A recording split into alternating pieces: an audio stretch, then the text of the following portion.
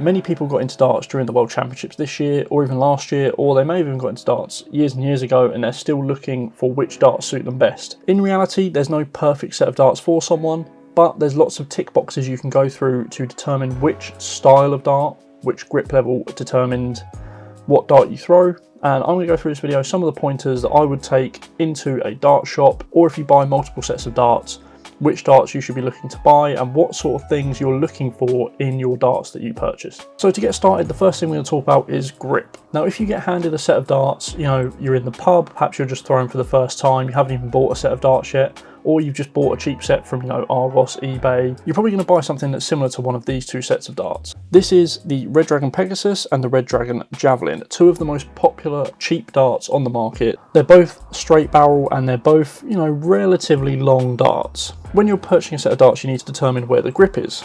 If I wanted to pick these target belides, this smooth section is exactly where I would hold the dart. Now, I probably need a bit more grip than that, which I'll talk about a bit later. But unfortunately, these darts don't really suit me just because the smooth section is exactly where I grip and I just can't get the purchase on the dart. So you want to find something where the grip, for example, if you held at the back of this dart, you could hold here and you would be absolutely fine. So pick something that has grip in the section that you are going to be holding the dart from. The final thing on grip is grip level. So these darts probably have a grip rating of about a 2 out of 5. These darts in the same place have a grip rating of probably a 4 out of 5. Now, you want to pick something which has a mild level of grip so you can determine whether you can go up or down. A lot of people think you need really grippy darts from the off just because it helps you with your grip.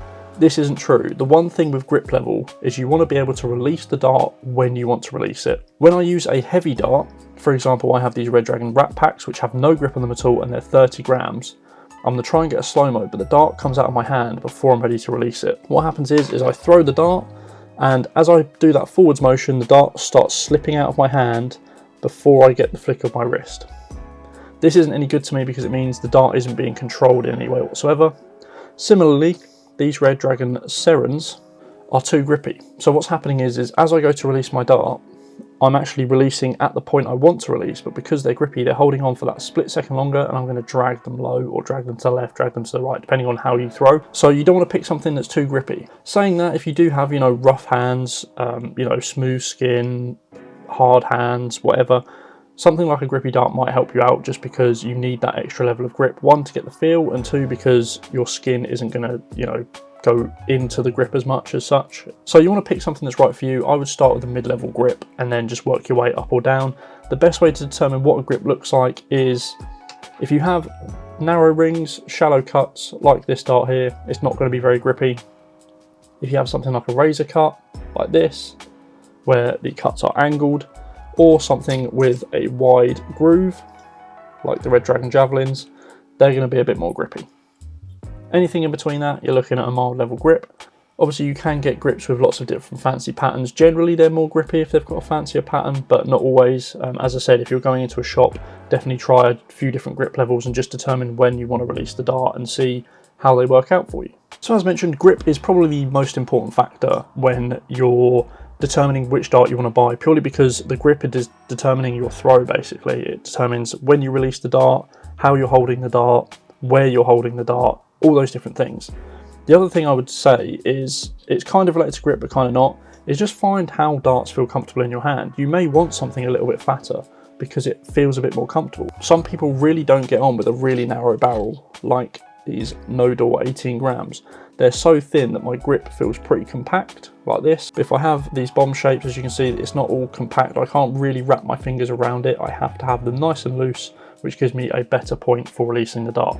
So try different thicknesses and different barrel styles as well, just purely to get the comfort level of your dart. The other thing I want to talk about, which determines the setup of your dart, so which flight or stems you use and which points you use, if you want to go into changing points, that is probably a little bit more advanced, is how you want your darts to sit in the board. So your technique does determine this in some instances, and generally you don't want to be changing your technique, but your style of dart and your setup on your dart specifically can change this. So for me personally, I use a straight barrel dart, the Matador Darts True 95. I hold in front of the balance point, but I can get the darts to stand up ever so slightly. But if I do drop low, which is pretty common for me, I still have that space to get in over the top. So they sit in at a sort of, you know, roughly upright angle, but not super upright. If I was to use, as I said, the Red Dragon Javelins, which are a pretty long dart, and hold them right from the front, as you can see, the balance point is way further back.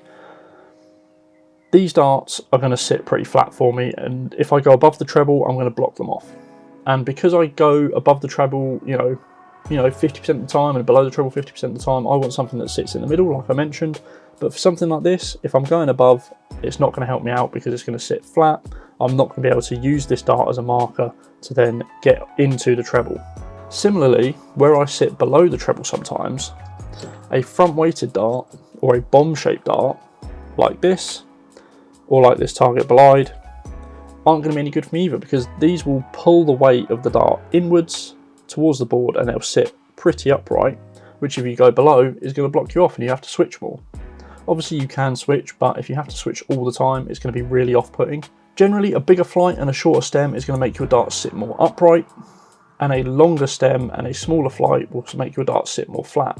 Now there is a payoff for this where the smaller flights are actually less controlled in the air, so they are going to wobble a little bit, and I'll show you a from behind angle of a slightly different setup to what I normally use. The darts will wobble.